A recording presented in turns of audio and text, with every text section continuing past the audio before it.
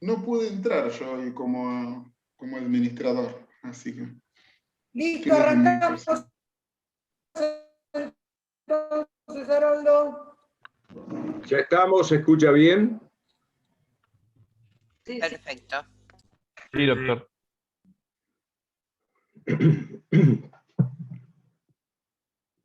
Bueno, estábamos empezando con el tema de las acciones de la ley, ¿verdad? Creo que ahí habíamos dejado en la clase pasada. Es decir, estamos dentro de la bolilla 8 en la parte del procedimiento romano. Y habíamos dicho que había 3 sistemas procesales que se fueron dando en el tiempo en Roma. El más antiguo de estos, habíamos dicho, es el de las acciones de la ley, las leyes acciones. Acá una primera aclaración. Nosotros hemos venido hablando de las acciones, hicimos la clasificación de las acciones, y eso está directamente referido al tema de lo que hoy llamamos el derecho subjetivo procesal, es decir, la acción entendida como la posibilidad de reclamar jurídicamente aquello que nos corresponde, aquello que nos es debido. Ahora, cuando aquí hablamos de las acciones de la ley, no estamos hablando en ese sentido de acciones. Aquí estamos hablando de cuál es el recorrido, cuál es el camino que hay que seguir para lograr efectivizar esa actio de la que habíamos hablado antes. Es decir, lo mismo que pasa hoy día, una cosa es tener, diríamos, entre comillas, la habilitación para reclamar. Eso nos da la posibilidad cuando tenemos o gozamos de una acción. Y por otro lado, tenemos la forma en que hay que hacer, los caminos que hay que recorrer, las formalidades que hay que cumplir para que esa acción tenga curso y por lo tanto yo pueda acceder a aquella protección que estoy deseando. Es decir, acá cuando hablamos acciones de la ley, hablamos acciones en el sentido de procedimiento. ¿Y por qué tenemos este nombre de la ley? Se ha discutido en otra época a qué se referían, pero ya no quedan dudas de que se les llama acciones de la ley porque estaban contempladas en la ley de las 12 tablas. Es decir, como ya en la ley de las 12 tablas aparecían este tipo de sistema procesal, entonces se hablaba de las acciones de la ley. Cuando los romanos hablan de la ley, así a secas, están hablando de la ley de las 12 tablas escrita.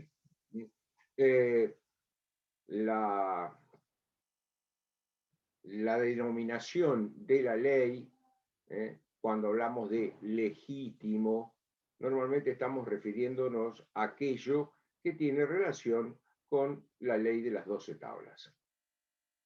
Bien, aclarado esto, digamos que este sistema, si bien aparece en la ley de las 12 tablas, tiene raíces muy antiguas, muy anteriores a la ley. Esta era la forma en que se venía, entre comillas, administrando justicia desde antaño. Incluso se dice que algunas de estas acciones, como vamos a ver a continuación, algunas de estas acciones son precívicas. Es decir, ya se usaba esta forma de lograr que se reconociera una situación jurídica desde antes de la fundación de la propia ciudad de Roma. Es decir, aquellas gens o aquellas gentes, aquellas agrupaciones clánicas que después confluyeron para fundar la ciudad, ya utilizaban este sistema o algo muy parecido para la administración de justicia, para lograr recorrer ese camino de reconocimiento de nuestro derecho. Estas acciones de la ley entonces aparecen por unas características muy particulares. En primer lugar, se realizan en 2 etapas. se realizan en 2 etapas. Una primera etapa se hace ante el magistrado, fundamentalmente ante el pretor. En épocas anteriores, antes de la República, antes de las magistraturas, antes de la aparición de la figura del pretor, seguramente se podían iniciar ante el rex. Y después esta tarea quedó en manos de los sacerdotes que integraban el colegio de los pontífices, de los cuales ya hemos hablado, no vamos a reiterar. Aquellos que, como tenían que mantener activo el puente que unía las márgenes del Tíber, habían asumido además la tarea de ser ellos mismos una especie de puente con las divinidades. Y entonces, en ese sentido, como ellos eran los que tenían esa, diríamos, conexión vertical, eran los que tenían a su cargo resolver los pleitos conforme la voluntad de los dioses, para lo cual realizaban aquello que ya hemos mencionado, las ordalías, es decir, someter a la voluntad de los dioses la decisión de un pleito. Esto es lo que, por ejemplo, en la Edad Media se va a llamar el juicio de Dios, someter a lo que era la decisión de los dioses, la resolución de un pleito. Ahora, ¿de qué manera? Bueno, esto estaba en la técnica para lograr el resultado de una ordalía. Ya lo hemos dicho, pero vamos a reiterar. Rómulo y Remo, para definir quién fundaba la ciudad, fueron a hacer una ordalía, aquello del vuelo de los pájaros por sobre la cabeza del elegido, etcétera, etcétera. Es decir, ¿cómo se manifestaban los dioses? A través de diferentes maneras, según los romanos, y esa cuestión, esa situación, tiene mucho que ver con la idiosincrasia, con la forma de pensar de los propios romanos. Fíjense, los romanos eran, diríamos nosotros hoy, muy crédulos, o tal vez podríamos afirmar, eran bastante supersticiosos, ¿no? Entonces, muchas de las supersticiones que han sucedido en el tiempo vienen de aquella época, algunas que para nosotros no tienen sentido. Por ejemplo, un terrible mal augurio era que un burro se subiera al techo. Te dirán, ¿cómo hace un burro? ¿Qué hacía el burro arriba de un techo? Bueno, el tema tiene su explicación. Las casas estaban semisoterradas, los techos eran de paja, y cuando faltaba alimento, el burro iba a comer esa paja. Y por ahí le aparecía, hoy diríamos en el living de la casa, el burro que se había subido al techo. Por eso era muy mal agüero. ¿Cómo eso podríamos nombrar un montón de cosas? Los romanos hablaban de los prodigios, es decir, las cosas extrañas que ocurrían y que tenían o merecían una interpretación. A veces, como vimos, era el vuelo de los pájaros. A veces era desentrañar la cuestión, es decir, investigar en las entrañas de los animales sacrificados cuál era la voluntad de los dioses. Esta podía ser de esta manera, a veces era el ruido de un trueno, a veces era una tormenta imprevista, en fin, una serie de signos podían ser. En determinado momento se consideró que era de muy mal agüero que había, según decían, había nacido un animal que tenía 2 cabezas y por lo tanto un ternero con 2 cabezas auguraba divisiones y auguraba catástrofes para Roma, y así podríamos seguir. Por ejemplo, los romanos decían que previo a la invasión que realizaron los galos a Roma, que terminaron invadiendo y quemándola, había un hombre, un labrador, que había venido a Roma a decir que él había escuchado una voz que decía, cuidado con los galos, ¿no? O algo parecido. Entonces venía a decir, a advertir, nadie le llevó el apunte, llegaron los galos, bueno, se metieron en la ciudad y los romanos se refugiaron en el Capitolio.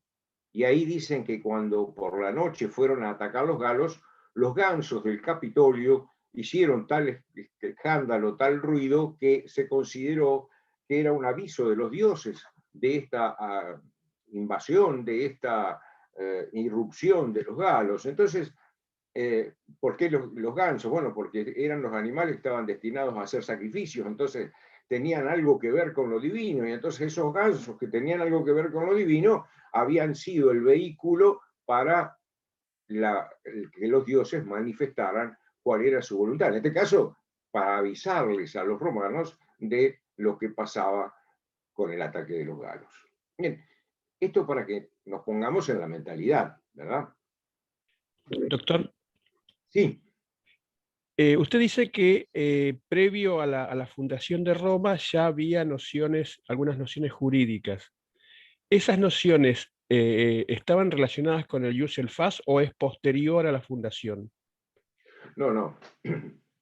La idea de jus y fas en los romanos es una idea que también, de otra manera, ya venía en los pueblos antes de la fundación de Roma. Se concreta en Roma, pero fíjense ustedes, cuando hablamos del jus, del fas, hacemos, por ejemplo, al hablar del jus, para que sea más claro, hacemos referencia a que en la terminología antigua, ius era ius, ius era en el latín más antiguo, y ahí confluían estas ideas primitivas que venían, por un lado, de raíces que tenían que ver con la India y por otro lado, con raíces que tenían que ver con Persia, y entonces tenían relación con lo divino. En Roma lo que pasa es que ya en Roma esta idea del ius se va a modificar en el sentido de adquirir eso que decíamos, no ya la referencia a los dioses, sino la referencia al resto de los hombres. Entonces se alterizaba porque era con relación a los otros, y por otro lado, perdía ese contenido, se laicizaba, perdía ese contenido religioso originario. Yo lo que estoy haciendo referencia es que cuando se funda Roma, ustedes saben que hicimos referencia a la fundación de Roma de acuerdo a la que son la mitología o lo que es la mitología o la leyenda. Hay otras interpretaciones de la forma que se fundó Roma. Algunos dicen que los fundadores de Roma en realidad eran un grupo de forajidos que se habían establecido ahí en la zona y que cobraban una especie de peaje entre aquellas caravanas que hacían el comercio entre Etruria por un lado y por el otro lado las colonias griegas del sur. Entonces los romanos se habían establecido en la zona de las colinas y controlaban los pasos por ahí, entonces cobraban una especie de peaje a quienes querían pasar sin problemas por la zona. Las versiones son unas cuantas. Cierto es que a partir de determinado momento se produce una fundación de la ciudad, aunque los grupos ya estaban, digamos, cerca unos de otros.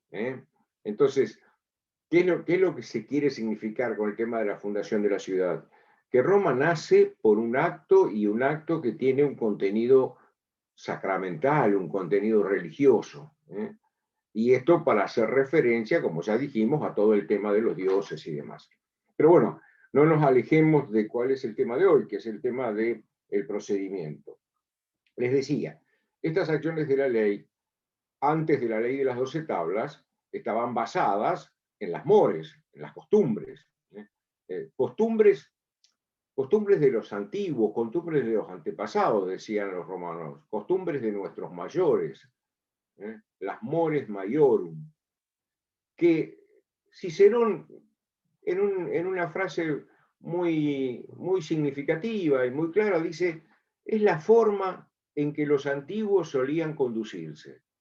Y presten atención a esto de forma, porque aquí forma tiene significado de el modo, la manera en que los romanos se conducían. Y en este caso, es el modo, la manera en que los romanos se conducían para resolver los pleitos, para tener una respuesta de justicia.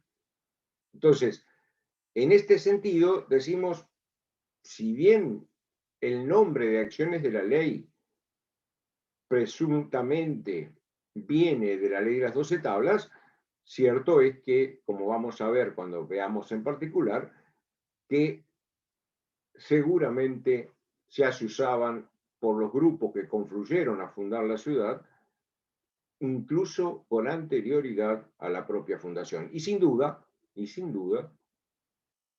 por lo menos los más antiguos, venían desde antes de la ley de las 12 tablas. Ustedes saben que la ley de las 12 tablas en realidad lo que hizo fue poner por escrito cosas que ya estaban. Es decir, los romanos, cuando se hace la ley escrita a raíz de la lucha patricio-plebeya y de la exigencia de los plebeyos para reintegrarse a la ciudad, la redacción de esta ley es una redacción que digamos, no ignora todo lo que se venía haciendo. Ustedes van a ver por ahí que se dice que parte de los desenvíos, aquellos magistrados creados para escribir la ley, habían ido a estudiar las leyes de Solón a la Magna Grecia. La Magna Grecia no es que hayan ido a Grecia, que hayan ido a Atenas. La Magna Grecia eran las colonias del sur de Roma, que estaban en Sicilia, que estaban en la zona de Nápoles. Nápoles era una ex colonia griega, Siracusa, son ciudades que eran ciudades griegas originariamente. Entonces, estos hombres van, dice, a estudiar a la Magna Grecia, pero en realidad, lo que se hace en la ley de las 12 tablas, vuelvo a repetir, es poner por escrito aquello que ya los romanos conocían. Los romanos se siguen guiando, sobre todo en cuanto a las formalidades, se siguen guiando por lo que ya venían haciendo de acuerdo a las mores, es decir, de acuerdo a ese derecho no escrito anterior a la realización de la ley de las 12 tablas por los desenvíos. Bien, volvamos. Decíamos que se realizaba en 2 etapas. Una primera ante el magistrado, una segunda ante el juez. Presten bien atención porque aquí estamos hablando de que el magistrado no resuelve el juicio.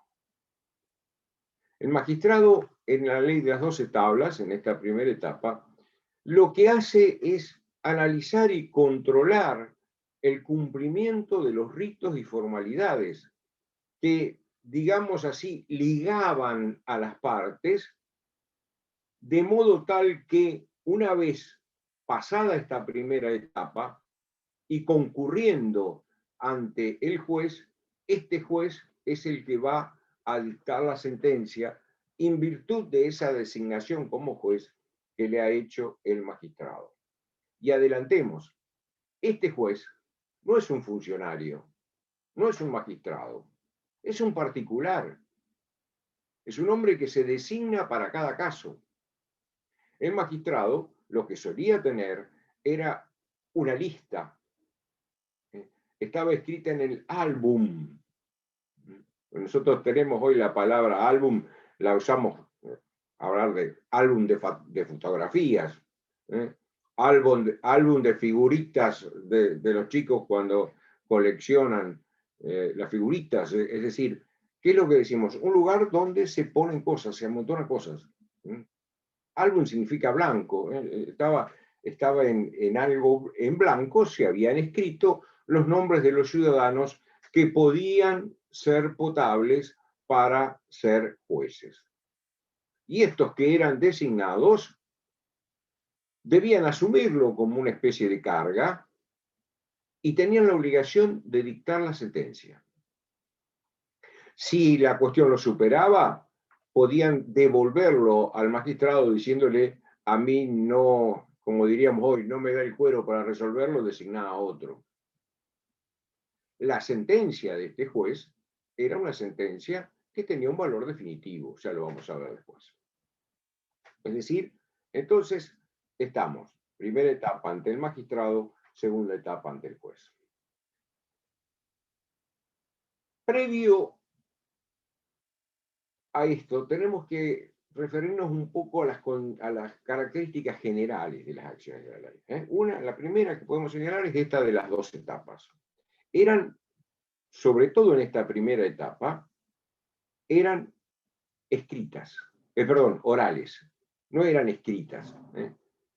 Orales, y acá oral no significa solamente que no se hacía por escrito, sino que se hacía verbalmente, sino que justamente era utilizando las palabras ciertas y solemnes, las certa y solemnia verba, las palabras que no podían ser otras, porque eran las que ligaban a las partes, como si diríamos quien pronuncia las palabras sagradas para lograr un efecto. Es decir, aquí la palabra no es cualquier palabra, no se puede decir cualquier palabra. Cuando ustedes estudien los contratos, van a estudiar un tipo de contratos que son los llamados contratos verbales. Y estos contratos verbales justamente se llamaban verbales no solo porque eran orales, sino porque debían constituirse con el pronunciamiento de ciertas palabras, la realización de ciertos gestos que eran solemnes. Otra característica, aparte de la oralidad, va a ser que deben celebrarse en dies fasti, los días fastos. Los días fastos, cuando ustedes estudiaron en el Colegio de los Pontífices, seguramente vieron que los pontífices tenían a su cargo la realización del calendario, del almanaque. Pero ese calendario tenía una importancia particular, porque en él debía constar qué días eran fastos y qué días eran nefastos. Esto significa qué días eran propicios conforme el fas, qué días eran propicios de acuerdo a los dioses, días fastos, die fasti, y los días nefastos, aquellos en que no eran propicios con relación a los dioses. Fíjense, todavía hoy nosotros usamos la palabra nefasto cuando hacemos referencia a algo que perjudica, que es perjudicial, que no es conveniente, es nefasto. Bien, debían actuar entonces en los días fasti. Además, debían realizarse en un único acto. ¿Esto qué significa? Que debía empezarse y terminarse en el día, porque esto tiene una cuestión, diríamos, particular. ¿A qué se refieren con esto de que debe empezarse y terminarse en el día? Es como el contenido de los actos religiosos. Es decir, un sacerdote no podría empezar una misa y decir, voy a suspender la misa porque justo ahora Boca le va a ganar a las gallinas, así que me voy a ver el partido. No, en ese sentido le dirán, bueno, suspendo la misa y la sigo cuando termine el partido. No. Termina esta y empieza otra. No podés dejar esta misa inconclusa. Hay unidad del acto, porque es un acto que tiene un contenido completo, diríamos así. Entonces, para redondear la idea, unidad del acto significa que debía realizarse en un único acto, en una única evolución de la cuestión. Esto es sumamente interesante, ¿no? Hay una anécdota que nos muestra cómo era esto. El magistrado, como había que respetar la unidad del acto,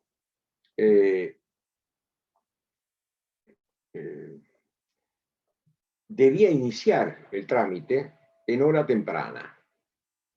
Porque si no había tiempo para hacerlo, debía más bien posponer el inicio para otro día. Y cuenta la leyenda que había, en la época de los decemviros, había un señor bastante mayor, que se llamaba Apio Claudio, que era algo así como el jefe, el que presidía el colegio de los decemviros, que se había enamorado perdidamente de una joven. una joven que se llamaba Virginia. Y entonces, ¿qué hizo? Sabiendo que el padre de la tal Virginia no estaba en la ciudad, hizo que un ex esclavo suyo, un liberto suyo, se presentara ante el magistrado, ante el decemviro, a reclamar, porque decía que la tal Virginia en realidad no era la hija de Virginio, sino que era una esclava suya que se había escapado y era ocultada por Virginia. Para lo cual hizo traer a Virginia ante su tribunal. Ha noticiado el padre de esta mujer, Virginio, por sus amigos, llegó al tribunal.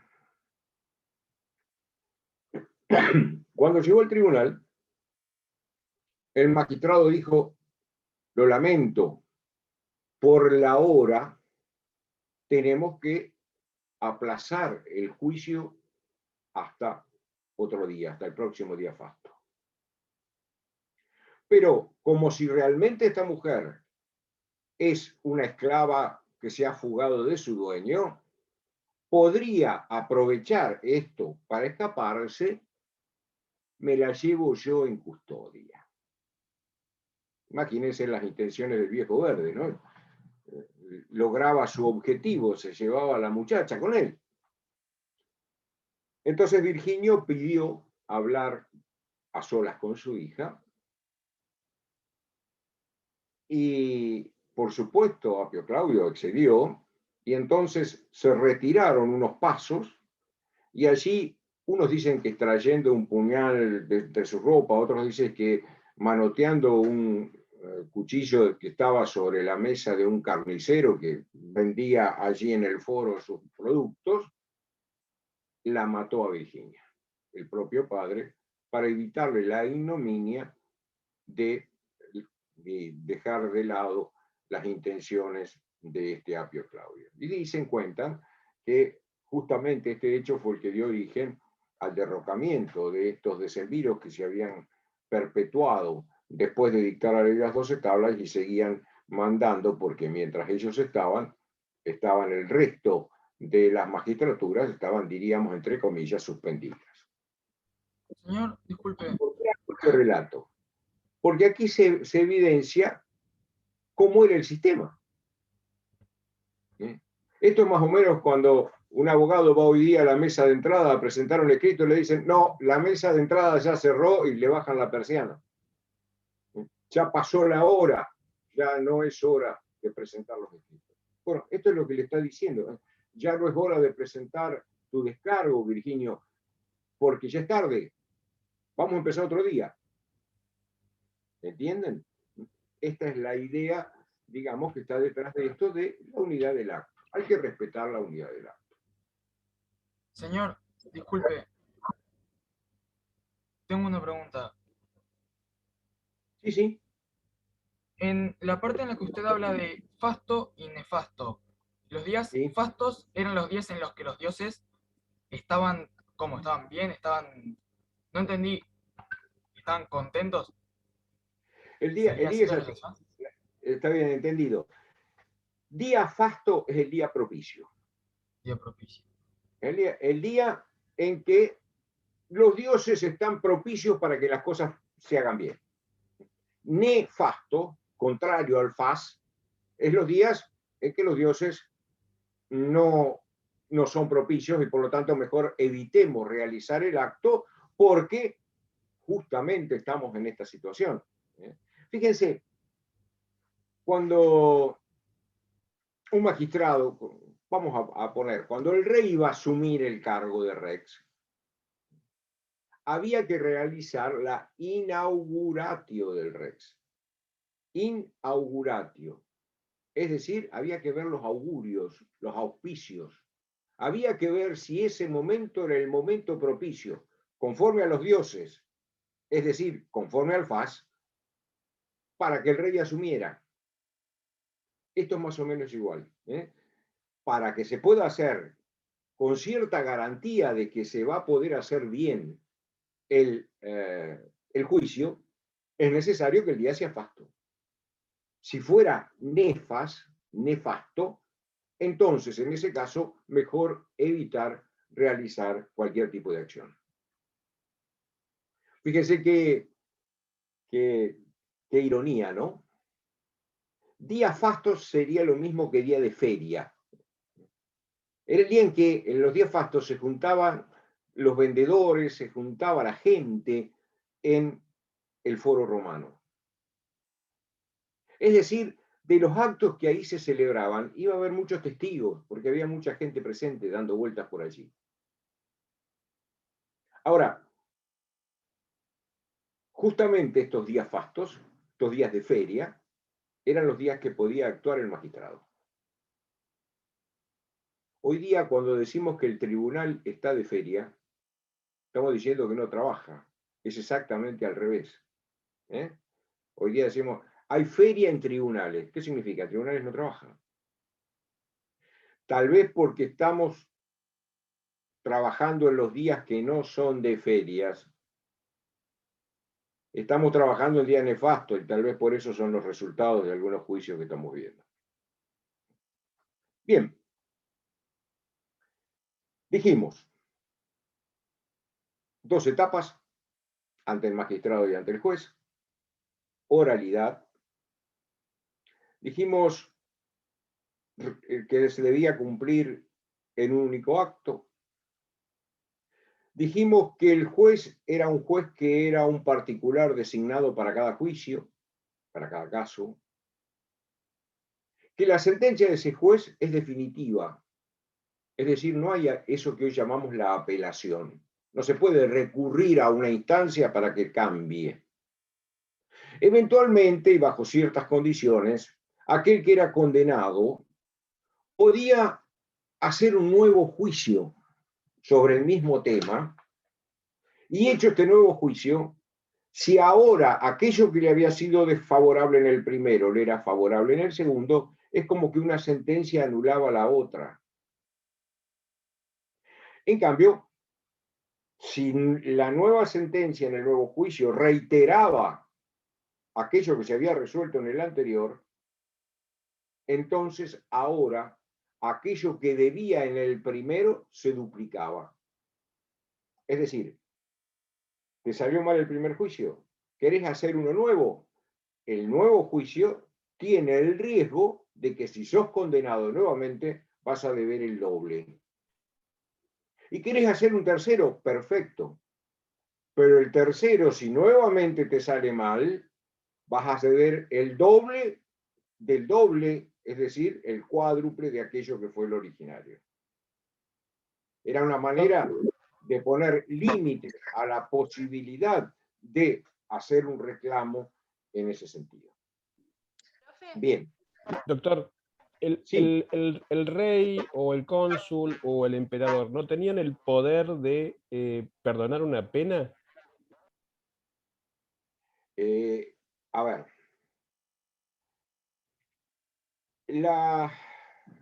¿Cómo explicarlo más o menos sencillo? Eso que hoy llamamos el indulto, o eso que hoy tenemos a la vista de la posibilidad de que una autoridad pueda eximir a alguien de una pena, no funcionaba exactamente así en Roma. Pero sí es cierto que en las diferentes épocas o en las diferentes etapas, algún magistrado superior podríamos decir, condonar una pena o aliviar una pena. Esto tiene sus particularidades y debiéramos explicarlo mejor más bien en el tema del derecho penal, pero no tanto, el derecho penal romano me refiero, pero no tanto en lo que era esto que hoy llamamos el derecho civil o el derecho privado. Estas acciones de la ley a las que nos estamos refiriendo son acciones del derecho privado, porque el resultado que se logre a través de la realización de la actio va solamente a afectar o a alcanzar a aquellos que han sido partes en el juicio, no a otros. Después vamos a ver, hay ciertas particularidades de cierto tipo de juicios, de eso que hoy llamaríamos los juicios colectivos, pero bueno, eso más vale que por el momento lo obviemos porque sería muy confuso para ustedes. Bien. Profe, Sí, y pedían el nuevo juicio, ¿no? no te escucho, no te escucho.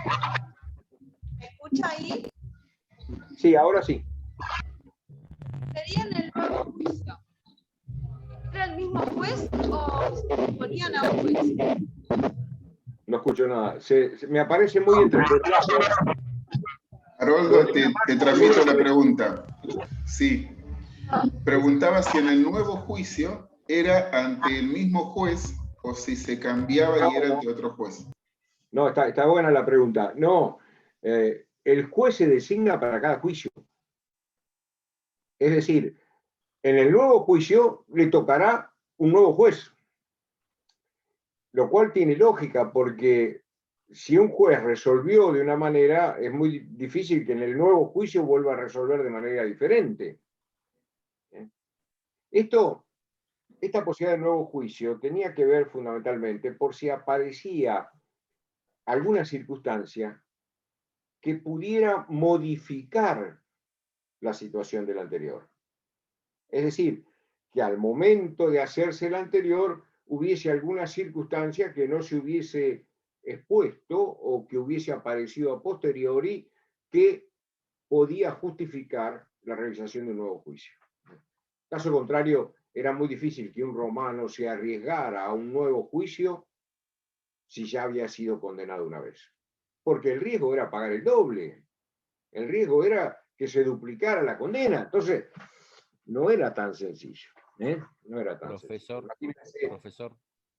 Algunos de nuestros colegas que son apeladores seriales, qué mal les hubiese ido, ¿no? Aquellos que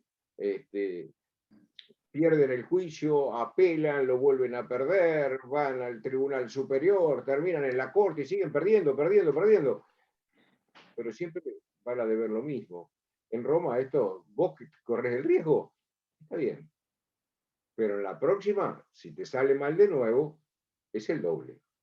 Profesor. Está claro esto. Profesor. Otra de las cuestiones que... Haroldo, hay más preguntas, perdón que te interrumpa. Está queriendo preguntar José María, Pablo y Bruno también me parece que estaban queriendo hacer preguntas. A ver, escucho. Hola, profesor, buen día ante todo. No, yo ya está resuelto, Pablo, profesor. Ya lo contestó el maestro ahí, lo del nuevo juicio. Lo único que quería saber era, que me quedó en claro, es que si salías inocente de un juicio, ¿te podían hacer otro juicio de vuelta? Eso no me quedó muy en claro, pero me parece que ya lo contestó, profesor. Sí, ya te contesté. La respuesta es esta. Aquel que salía perdidoso en el juicio tenía la posibilidad de hacer un nuevo juicio. Es decir, por supuesto, el que ganó el juicio no va a hacer un nuevo juicio. El juicio lo va a hacer directamente el que resulta perjudicado por el resultado. Ya sea lo que hoy llamamos el actor, el que había puesto en marcha el juicio, ya sea el demandado, el que había sido convocado al juicio. La lógica del asunto es, ¿quién haría un nuevo juicio? Aquel que ha perdido el juicio anterior. Si lo ganó, no se va a arriesgar a que ahora le salga mal. ¿Está claro? Sí, a mí me quedó claro, profesor, gracias. ¿Algo más? ¿Había alguna otra pregunta, Marco? Sí, José María. Profesor, salvando las distancias, obviamente, ¿sería hoy lo que serían las alzadas, la Corte Suprema, Cámara y todo eso? Claro, lo que pasa es que allá no existe. Claro, pero allá bueno. Allá no hay apelación, allá no hay recurso, en este sistema. Estamos hablando de las tablas. Perfecto. Ahí Perfecto. la resolución que dicte el juez es definitiva. No hay posibilidad de, vamos al magistrado a decirle, mirá, no resolvió bien, fue parcial. No, no. Vos no estás conforme con lo que te resolvieron. Entonces hace un juicio nuevo. Pero arriesgás a perder por más, a perder por el doble. Perfecto. Gracias, profesor. Nosotros tenemos, a veces cuesta entenderlo un poco esto, porque nosotros tenemos muy, diríamos, aceptada o estamos como convencidos, nos movemos dentro de la idea de lo que hoy llamamos la cosa juzgada. ¿Qué es la cosa juzgada? Que algo que mereció una condena, llegada a la instancia que pueda llegar, una vez que es definitiva, ya no se puede volver a introducir. Esto sería lo que llamamos la cosa juzgada. Si bien, en los últimos tiempos, esta cuestión de la cosa juzgada que impide un nuevo tratamiento ha tenido algunos avatares. Ha aparecido eso de la cosa juzgada irrita, ha aparecido aquello de plantear la cuestión desde otros ángulos, a veces desde ángulos más bien no jurídicos, sino de ángulos sociológicos o políticos o como quieran llamarlo.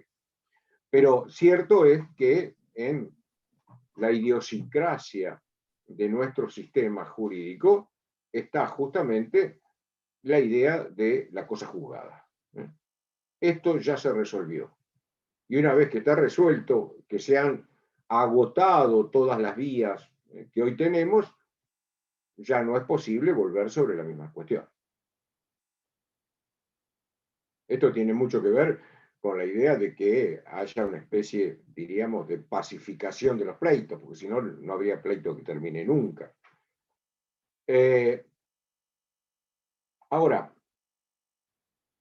esta idea no estaba en este sistema de esta manera. Esta idea era que la cosa estaba juzgada cuando el juez daba la sentencia. Y este juicio se terminó, se cerró. Si querés volver a discutirlo, hace un juicio nuevo. No vayas a un superior, no vayas a una alzada. Esta sería un poco la idea que está detrás de esto. Bien, en este procedimiento de las acciones de la ley, las partes tenían que estar presentes. Las partes tenían que estar presentes. No se podía hacer en ausencia. Eso que hoy llamamos el juicio en ausencia o en rebeldía, no existía en Roma. Es más, no solo las partes tenían que estar presentes. Cuando los otros días hablamos de la clasificación de las acciones, hicimos una mención de nombre nada más, pero que ahora nos puede resultar interesante rememorar para entender esto que va a venir ahora. Porque había una clasificación de las acciones que hacía referencia a que había acciones personales y acciones reales. Acciones personales y acciones reales. Esto va a ser el origen, esta clasificación de las acciones, va a ser el origen de lo que hoy es esa clasificación que se hace o esa división que se hace entre derechos reales y derechos personales o obligacionales o creditorios. Si bien en algún momento estuvo en discusión, hoy ya es aceptado que los romanos no distinguían entre derechos reales y derechos personales. distinguían justamente entre acciones reales y acciones personales. Cuando vean, si todavía no han visto la parte de reales, creo que si hay algún alumno de LIS que estaban en eso, cuando vean eso van a ver a qué se llama derechos reales. No nos vamos a detener acá. Pero sí vamos a hacer referencia a algo de estas acciones reales, porque lo necesitamos para lo que va a venir después.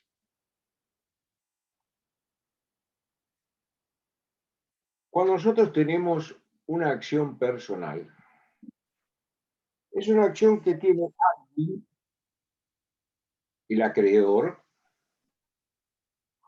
contra aquel que le debe, que es su deudor. Es decir, nos aparece claramente evidenciado que hay una persona, el acreedor, que es a quien se le debe, y otra persona que es el obligado a responder de esa deuda, el deudor, y hay una deuda. Es decir, nosotros podríamos decir, hay un acreedor y un deudor que debe una suma de dinero. En este caso, cuando hay que reclamar si el deudor no paga, aparece una acción que es una acción personal, por la cual el actor le reclama al deudor que pague, en el ejemplo que estamos dando, la suma de dinero.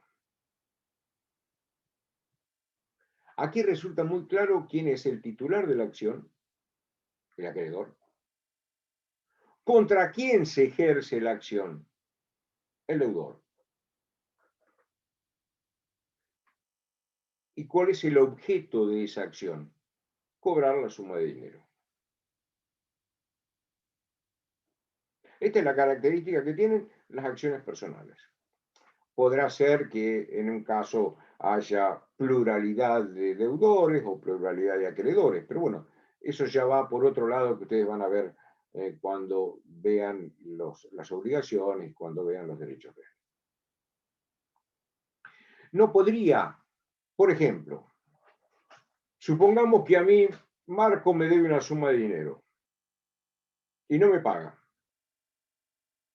Entonces yo digo, no le puedo reclamar a Marco porque sé que en este momento no tiene fondos. Más vale le reclamo a Lorena, que sí sé que tiene fondos. ¿Podría hacerlo? No. ¿Por qué? Porque esta acción la tengo yo contra el que me debe, no contra el vecino, el amigo, el colega o quien fuera. ¿Está entendido? ¿Está claro?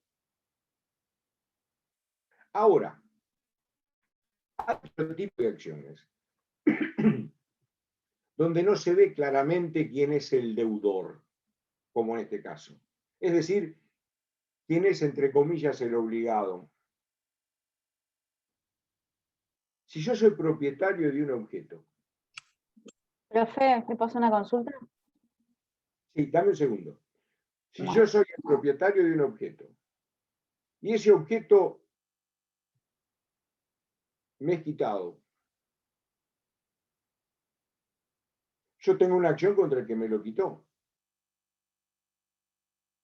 Pero fíjense ustedes, acá la cuestión deriva en que yo en realidad tengo una acción contra cualquier persona que no respete esa titularidad de derecho que yo tengo.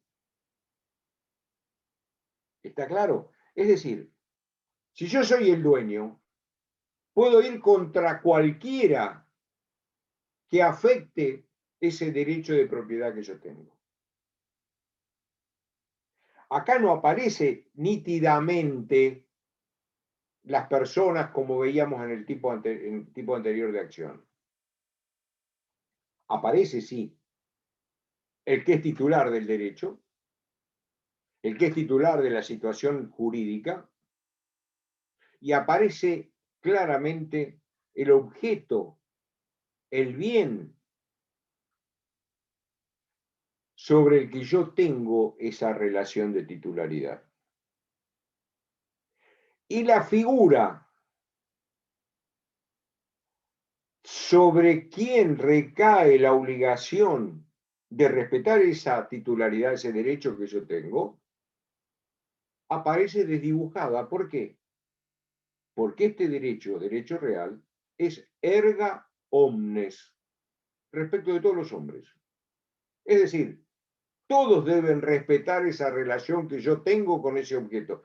Por eso, algunos simplifican diciendo que en los derechos reales hay una relación entre una persona y una cosa.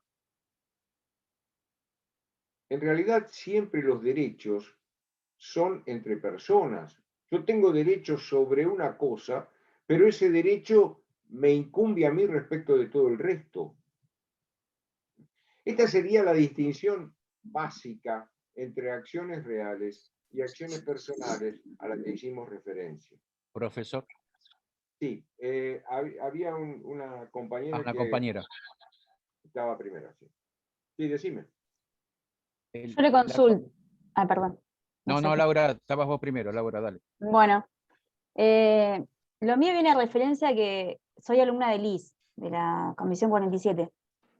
Ella nos designó un juego de rol, somos 3 grupos, y hay un juicio que es del digesto, de un problema que hubo con unas camas, que parece que el vendedor se las dejó en la puerta de la casa, y el edil se las retira y las destruye. Y bueno, y ahora estamos esperando, a mí me toca la parte del edil. Tenemos 2 grupos más, y los compañeros nos tienen que demandar, y bueno, y ahí se arma todo el juego de rol. Ajá. Todavía no sabemos qué acción van a tomar ellos.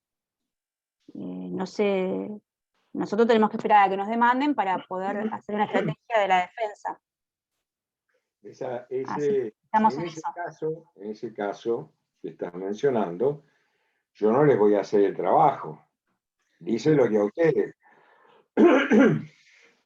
Pero hay diferentes opciones para el planteo del caso, ¿no? Hay que analizar qué tipo de situación se genera, si hay lugar para acciones penales o acciones persecutorias, en fin. Eso verán ustedes. Eso verán ustedes, ¿eh?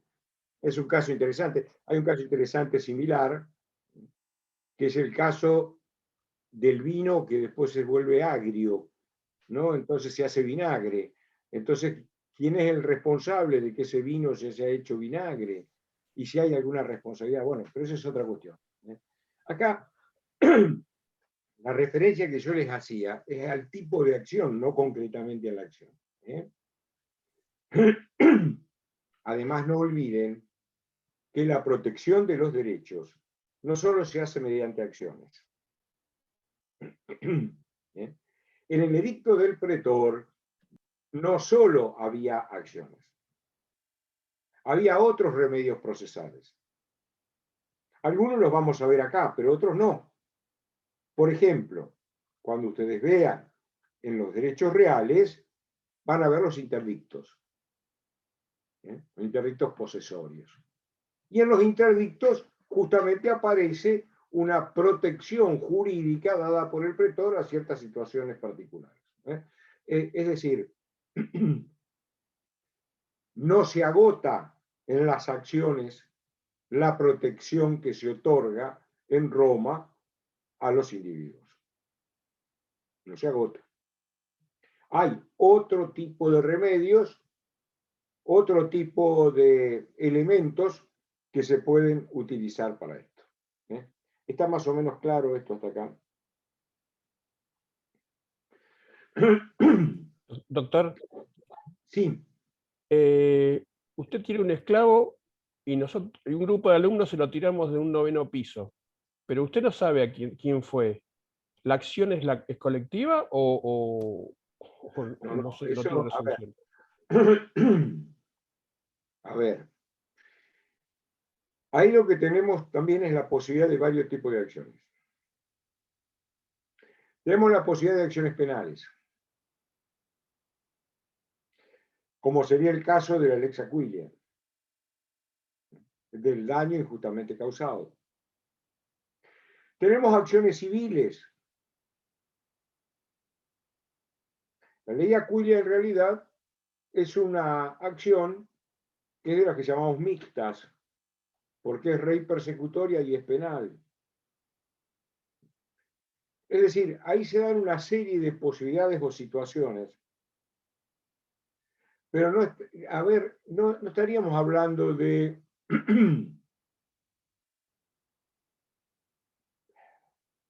diríamos, de un sujeto colectivo. Ahí no estaríamos hablando de un sujeto colectivo. Ahí habría que ver si se pusieron de acuerdo para delinquir, cuál fue la situación, en fin, una serie de cuestiones. A veces una acción puede dirigirse a más de un sujeto. Cuando ustedes estudien obligaciones, van a ver que hay una serie de clasificación de las obligaciones. Y de esa clasificación de las obligaciones, ustedes van a ver que a veces se responde individualmente, a veces se responde por una parte, a veces se responde por el todo. Yo no me voy a extender acá en eso porque sería complicarle la vida, pero cuando vean la clasificación de las obligaciones, van a ver que hay obligaciones mancomunadas, en fin, no quiero ni darle los nombres para no complicarles la vida, solidarias, etc. Pero ahí se le va a destrabar a usted un poco la situación esa. ¿Qué le puedo reclamar a quién y de qué manera? Acá estamos más modestamente tratando de ver cómo se hacía para reclamar. Profesor. Sí. Volviendo al derecho real. Más sencillamente se puede decir que al principio las dos están identificados los dos actores, el que debe plata, el acreedor y el deudor, y en el otro no está identificado uno de los autores. No, a ver, si yo voy a iniciar el juicio tengo que identificarlo. Lo que pasa es que yo puedo ir contra cualquiera que venga a afectarme. Se identifica cuando realice el acto que perjudica mi derecho. Y ahí se identifica. La diferencia está en que yo puedo ir contra cualquiera, erga omnes, sobre todo los hombres, contra cualquiera que venga a afectar esa relación que yo tengo con el objeto. En cambio, en los otros, yo no puedo ir contra cualquiera. Si yo tengo un acreedor, puedo ir contra ese acreedor. Si tengo varios acreedores, puedo ir contra esos varios acreedores, pero no puedo ir contra el vecino del acreedor. Lo que se llamaría un juicio de acreedores, o sea, varios están reclamando lo que le falta. Bueno, eso podría ser que haya varios acreedores reclamando, puede ser que haya varios deudores, pero eso ustedes lo van a ver, vuelvo a repetir, cuando vean las obligaciones, porque ahí van a tener la posibilidad de hablar de pluralidad de acreedores, pluralidad de deudores, y estos deudores en qué medida deben responder, si deben responder por una parte, si deben responder por el todo, si la respuesta por el todo libera a los otros, etcétera, etcétera, etcétera. Y siempre hablando en la parte, adelantando muchos temas en la parte civil y no penal. Es que estamos dentro de lo civil, de las acciones que hoy llamamos civiles. Estamos hablando del procedimiento. Primero, estamos hablando del procedimiento civil, Roma. Está bien. ¿Qué queremos decir con esto? ¿Por qué pongo el acento en esto? Porque este procedimiento es propio y exclusivo de los ciudadanos romanos. Porque está contemplado en la ley de las 12 tablas. Esto no está contemplado en el Código de Hammurabi, ¿no? Cosa. Lo de derecho real y eso. El Código de Hammurabi es de la India, muchos siglos anteriores. Está bien, está bien. Chicos, están enloquecidos, yo los entiendo, pero todavía la mayoría de las comisiones no se dio obligaciones y tampoco se dio contratos y delitos. Ahí después van a ver y van a entender un poquito más lo que está explicando el titular con respecto a las acciones. Vamos a dejar de que pueda continuar con la clase Haroldo para no mezclar todo, porque si no se van a enloquecer. Justamente. Quería interrumpir por lo mismo. O sea, hay muchas preguntas que para poder responderlas o tenerla La totalidad hay que tener todas las bolillas de reales, todas las bolillas de derecho de las obligaciones. Haroldo suele comentar, el profesor suele comentar que es como un rompecabezas. Bien, vamos a entender esta piecita enganchada con todas las demás, si no, ahora va a ser muy, muy difícil tratar de entenderla en totalidad. Está todo como enganchado con alfileres, ¿no? Está todo como enganchado con alfileres, pero en la medida en que, como dice Marco, una cosa va encajando con la otra, se va entendiendo el panorama general. O al menos eso espero, qué sé yo. Bien. Haroldo, una última pregunta, lo tenemos a Bruno hace rato con la mano levantada. Dale. Muchas gracias. Sí, la mía es una pregunta corta y tiene que ver con un tema que hablamos anteriormente, con los días fastos. Quería saber si lingüísticamente la palabra fastos tiene alguna relación con la palabra facit, de hacer, o porque las asocié, pero bueno. No, fasto viene de faz. Faz viene de lo que ya explicamos en la clase respectiva, de esas dos raíces posibles, va y da, que hacen referencia a lo que es sustento, lo que se apoya, etcétera, etcétera. Días fasti no es facti, no es con C sino con S, de fasto. Es decir, acá lo que se está haciendo referencia es, ustedes recuerdan, cuando hablamos de faz, hablábamos de lo que era sustento o fundamento del ius. Esa especie de reglas que ponían las cosas en orden, que hacía que las cosas funcionaran como deben. Entonces, si hay un día que no está alineado con esa idea de faz, entonces ahí tenemos una dificultad, porque el ius que dictemos en esa circunstancia no va a ser un ius que esté fundado o apoyado en el faz. Entonces, si yo quiero que actúe el magistrado, tengo que hacerlo actuar cuando su actividad tenga que ver con esto.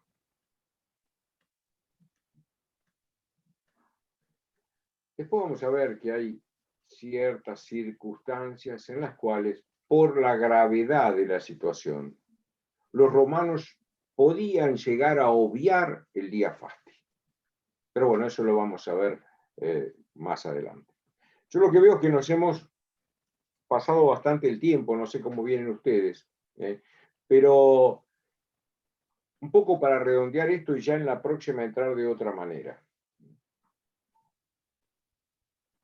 Nosotros tenemos entonces como características generales de las acciones de la ley las dos etapas: la designación de un juez que es un particular que se designa para cada caso, que la sentencia de este juez es definitiva, que debe realizarse el juicio con unidad del acto, que las partes deben estar obligatoriamente presentes, y si se trata de una acción que es acción real, como vamos a ver en la próxima clase, debe estar el objeto también presente. Porque esto tiene algo de ritualismo religioso. Que en esa oralidad a la que hacemos referencia, las palabras que se utilizan no son cualquier palabra, sino que deben usarse las palabras ciertas y solemnes, las que están prescritas. Y creo que hemos redondeado todas las características generales de las acciones de la ley. ¿Hay alguna pregunta respecto de esto? ¿No? Bueno. No, profesor. Fue muy claro. Bueno, me alegro. En la clase que viene vamos a tratar de ir un poco más rápido, porque si no, se nos va a complicar esto. Yo lo que les aconsejaría que ustedes vayan dando una mirada a estos temas en los textos que ustedes tengan, porque eso puede generar algunas dudas que podemos ir resolviendo en las clases, pero pasado el momento después se hace muy difícil poder responder o aclarar alguna duda.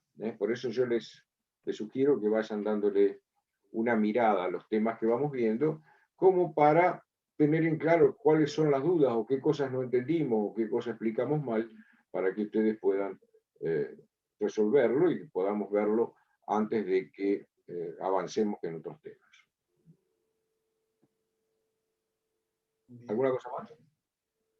Brisa, Sí, yo tenía quería una consulta. preguntar si estos temas los podemos ver, o sea, si están en el manual de Derecho Romano de Di Pietro. Sí, sí, por supuesto. Sí. Joya, buenísimo, gracias. Pueden verlo, en realidad, estos temas pueden verlo prácticamente por cualquier manual.